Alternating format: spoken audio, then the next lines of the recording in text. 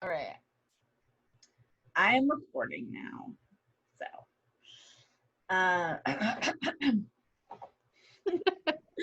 hello and welcome to another episode of Hope and Hysteria. Thank you so much for joining us. The three of us have been talking a lot the past couple weeks since our last episode, and we feel really strongly about the current state of our country and our society and our world, and we wanted to make very clear where we stand on it.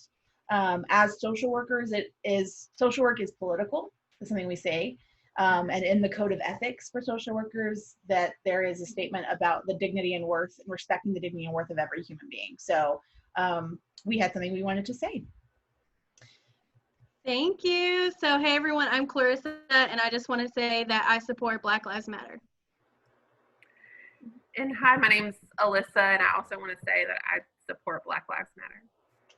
And I'm Jenny, and I support Black Lives Matter. So that if anybody had any question about where that was, and we were still, I think, going over, thinking about things last episode, and we didn't want to necessarily start a conversation we weren't really prepared to have at that point. But this is something we feel that we really wanted to say, and that's going to be what our topic is for this episode. One thing I want to make clear is we recognize fully that we are three white women, and we cannot speak to the experience of our Black brothers and sisters, and we would never try to do that. So what we're going to do a little bit in this episode is just talk about what we've experienced with conversations, how this has impacted the work that we do, and what any advice we can offer or any support that we can offer to other people who might be experiencing the same things that we are. Mm-hmm. So we did have a lot of folks who reached out and asked questions about what some of this topic, and so I'm gonna hand it over to Alyssa to talk about our first question. Yeah, and I want to add that before we recorded our last episode, we all were kind of feeling kind of heavy with everything that was going on, and like Jenny said, we all recognize that we are three white women, and it didn't feel like it was the time for three white women to share about that at that point. But right now, we've all kind of been experiencing. We all have people in our lives that maybe think differently about us. Sorry. Okay, we all have people. We all have people in our lives that think differently than we think, and that we've all had to have some tough conversations. And we got a question in about how can we have those conversations. So we're gonna explore that a little bit. I'm gonna hand it over to Clarissa right now. Thanks, Alyssa. I was very appreciative of this question. Just a little background, I was raised in a very small town, and when I was raised, it was interesting because I was raised to believe that interracial dating was a sin, and so, sorry, there's a car alarm distracting me. But then when I grew, I got my own beliefs, and now my family too has shifted. It's been nice to see the growth, but there's still people that I experience in my everyday life that don't agree with Black Lives Matter. They don't understand it. It's very complicated, but I know that I still need to speak my voice, speak my truth. So I think with that question specifically, how to talk to people that don't exactly agree with what you believe, is speak your truth. You don't have to be completely knowledgeable on a topic to just speak out. Don't let your voice be silenced. Talk about what you believe, because you're important and your voice matters. I think it's time to talk. Start where you are and do what you can. If we all started when we were knowledgeable on every topic, none of us would ever be talking. So I think that's definitely the first step. And then the second one that I've actually incorporated in my life is starting with someone that I know cares about me and loves me, and even though we may not see eye to eye, starting slow conversations. So starting with someone maybe that you're comfortable with, and even though you may not see eye to eye, we'll sit and listen. I think those are my two big points. Speak your truth, start where you are, and also talk to someone that you feel comfortable starting with. You don't have to jump into the whole world. Start slow. Small steps are big steps. Oh, I like it. Yeah, this is definitely an area that I struggle with because I have a tendency to I don't want to say people please, but I assume that someone has the same information that I have, so me sharing it isn't going to be enlightening to them in any way. But what I have learned through this is, especially regarding systemic racism, because we learn about that in the work that we do in school to become social workers, and just it's been a part of my conversation with the job that I do, that people did not know about the history of our country and still don't, and that sometimes people are coming from a place of simply not having the information. And so that's how I try to approach these conversations, is not in a patronizing or arrogant way, but just in a, hey, you may not know this, but this is the experience that Black people have been having for centuries here in this country. And here is a little bit of that. And then you can't go into all of it, obviously, in most of these settings. What I do want to say, and I think people get so passionate about this topic, of course, it's about humanity. It's about how we're treating each other, and the subjugation and the pain and murder of people. But no one has ever really been convinced because they were made fun of. No one has changed their opinion because somebody called them something hateful or made fun of the way that they spelled a word or the way that they phrased a sentence. What I find is that when you start going down that route, it tends to end the conversation. It's not easy to not get heated and passionate and personal when these topics come up. But that's what I would say, is just remember who you're talking to. Remember, so much of these issues are centered around the lack of humanity that we have for each other. So I think you don't want to lose that in these conversations either, is keeping that humanity. Assume that they don't have the same access to information that you've had, and then present it in a way that makes sense to you and can make sense to them. You're not going to convince everybody, and you can plant seeds that you may not ever see how they grow or what they grow into. But taking every opportunity to be as kind. I know not everybody feels that way. That's how I feel. And I think there's there's a place for all of that, but that's kind of been my experience, is trying to be as assuming. My new mantra is assume the best intentions when you're having these conversations. So that's I don't know that everybody would agree with that, but that's kind of my thought. Yeah, definitely. I think to piggyback off that, I know some of these conversations around racism, and then other topics that I think we're all pretty passionate about. Sometimes when I've heard people speak against them, I really do feel like my values are rooted in social work, and I know social work is rooted in do no harm and self-determination and dignity and worth of the person. And I take those things very seriously, as well as kindness and and autonomy, and just really, really meeting people where they are. And sometimes it can feel really hurtful, because it does feel like it comes from a place of trying to be a kind person and trying to be kind to people all over the place. And I know it's something that I've seen a lot around some of these situations where there is violence against Black people. There seems to be these excuses of they were doing something wrong. They were selling drugs. They were trying to forge a check, whatever, right? But ultimately, that's not a reason for anyone to be murdered. And I think about people in my life, and I know most of us have people in our lives who have made mistakes, have done things that maybe they're not proud of. And we all have people like that in our lives that we love, and that's a part of their story.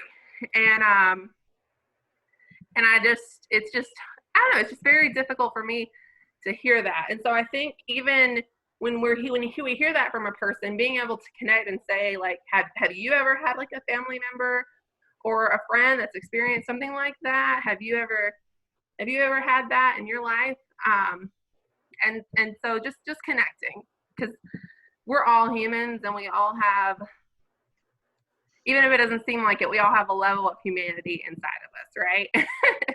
And I also want to say, along with that, it's important to have these conversations, but it's also important to just set limits as you need and to do what you feel comfortable with, and to just take your time and just do the best you can. So I'm gonna end it there for the moment. I think, Jenny and Alyssa, just hearing y'all talk, I'm getting overwhelmed with emotion. Like, I was starting to tear up because I appreciate you all so much and having people in my circle. And Alyssa, I like that you talked on just taking care of yourself too in this time. And I just think that's important. And with that, it reminds me, because we did have a question as well that was like, how do you take care of yourself during this time? One, we're in a pandemic. Two, now we have, people talk about Black Lives Matter and police brutality now. It's big. You can't escape it. It's out there. People are like, how do I still take care of myself, not get burnt out, but still speak on something that's important to me and learn on it? And so with that, I also highlight YouTube, because I would say part of taking care of yourself is also focus on the people that are in your circle. I think during this time, it's really hard. Like, getting on social media too, I've seen a lot of people, it just hurts my heart. And I think, Jenny, when you spoke on it, that, I don't know where they came from and what they've learned in their lives. I don't know that. But when I also see the posts, I've been trying to focus more on the posts of people that are in my circle and that do care, and I'm seeing their heart. So I'd say part of taking care of yourself is focus on people in your circle. So thank you all. Also, with that too, limit social media exposure. It is everywhere. I think it is important. And I know all of us are sharing information. All of us are sharing resources. Also, we're signing petitions and trying to find ways to volunteer and get more knowledgeable. And I think that's important. Also want to add, none of us are going to be important if we burn out, right? So I think it's important for us to take care of ourselves. So limit social media exposure when you can, so you don't get to the burnout point. It's okay to rest, because people need you for the long term and not to burn out in the short term. Jenny, do you have anything to add to that? Oh, it's so huge. You guys know, the other day I texted you both and said, like, I had this feeling of, I felt so stuck in this place of everything I did that wasn't centered around, or anything I consumed media-wise, or that wasn't focused around social justice, felt frivolous and like a privilege and unfair for me to be able to do that, while at the same time everything that I was engaging in that involved social justice was causing me to feel so overwhelmed and unable to breathe, and almost to the level of, I don't want to say it was a panic attack, but it just felt like it was leading down a road of really unhealthy experience and feeling so incredibly stuck. And I was in a very, a place that I've never been before. And I think what we're all experiencing now is a complete upheaval of the world as we knew it, as the safety that we had, that we could go to the grocery store or go to school or go to the park, I was gonna say make out with people. That's not what I was trying to say. Meet up with people, that we were gonna be okay, that could kill us. That could kill us, and we could pass it to the people that we cared about. Like, the world is not as safe for us as we thought. And now realizing that many Black and brown people have been experiencing that for a very long time. And we are just now kind of waking up. A lot of white people and other people are just now waking up to the fact that the world is not as safe as we wanted it to be, as we hoped it would be, as we thought it would be. That's terrifying. That's scary. That is a lot to wrestle with. And that being said, and one thing I want to clarify with my statement before about being kind and recognizing humanity when you engage in these conversations with people, in no way, shape, or form does that mean that you deserve to subject yourself to disrespect or hurtful conversation. In no way does that mean that you have to push past any discomfort or hurt that you're feeling. So I would say, like, being really aware of how things are sitting with you, and if it's too much, to disengage, and that really, really investigating the relationships that you're investing in at this time and what you have the capacity for and what you don't. And then the other thing I wanted to say is we are a community still, and there are people who feel the same way that you do, and recognizing that you can pass the baton and trust that the fight is not stopping because you take a step back to rest. I feel very strong that this is not a time to not be engaged. I can't speak for where everybody is. This feels like a time when things are actually happening, momentum is happening, things we've been talking about for years are actually starting to make a difference for tons of different reasons. So I would hate for anybody to take their foot off the gas, but at the same time, like Clarissa was saying, if you have nothing to give, then you're not helping the movement or whatever it is you're participating in. And recognizing that the people in your life that care about you are also fighting the same fight, and there are people who are doing it at different levels. And look for your resources, and we'll share some about the different ways that you can be engaged. People have different capacities, they have different strengths, they have different areas of interest and expertise. So there are so many different levels that you can be involved in, from calling out a racist joke that your uncle says to going and protesting on the streets and getting tear gas. But there are so many things in between those. So there are definitely resources out there if you want to feel like you're being helpful, that you can take advantage of. So take care of yourself.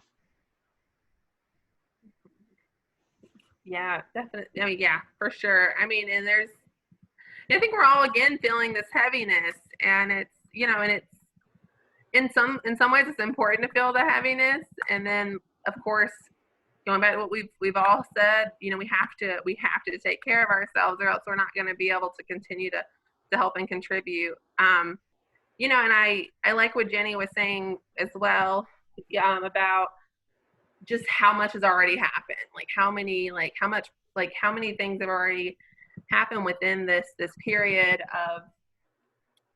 of the movements and protests that are going on right now. And I actually was listening to Mark Maron's show, the What the Fuck podcast, or WTF podcast. And he has Stacey Abrams on this week, or maybe it was last week. I just listened to it today. And he was saying something about how about maybe settling for something, or how hard it is to settle for something when you're when you're working so hard for this certain thing. But just Stacey Abrams came back and was like, there's been a lot of progress. Of course, we have so far to go. And she herself was like, I'm living proof. My great grandparents were slaves, and I'm the first, the first Black woman to. I feel so bad. I forgot she's the first Black woman to do, but I think it's hold a Senate seat in Georgia. But anyway, we can fix that maybe. But it was just really, I don't know, it's really important to see that and hear that, and just, I guess what I'm saying is even if we're not stopping this momentum. The momentum's not stopping. But if for some reason it did stop today, there's been a lot that has been done, which is really important. And I know the momentum would pick back up. And it's just been really amazing to see that. There's been protests in all 50 states and throughout the world right now. And it's really, truly amazing. And thinking about self-care, I don't know, I think there's so many things we can do. I know myself on Saturday, I probably only looked at my phone to look at a recipe on Saturday. And that was literally it. And it's been a long time since I've done that. And it was really, really helpful. It was helpful to get away a little bit. I was able to spend some time with someone, and it was nice to just be away from that. And I know when I was talking with that person, we were talking about how I specifically said, I've felt so worried and stressed so much lately. And this is the first time I've kind of not felt that in a while.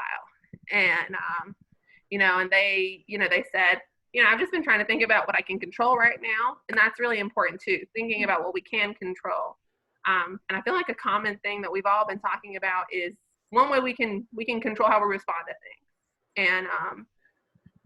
And that's really important for us to remember. And I think like other people have said, I'm definitely about the nonviolence, but I think there's so many ways to express ourselves, and I respect the different ways that there are to express yourself. And I when I say that, I'm including like riots and just whatever. I think I see the importance in those pieces as well.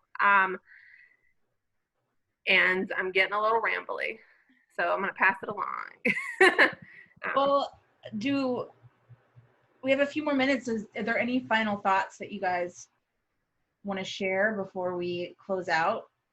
I actually have something I just want to add, because we've talked about this. Like, we're all human, and I know we're on here giving advice from what we know best, but we're learning alongside everybody else. And I think a lot of us, I can speak for myself here, I'm taking things that I learned from mental health in school, also things that I am incorporating.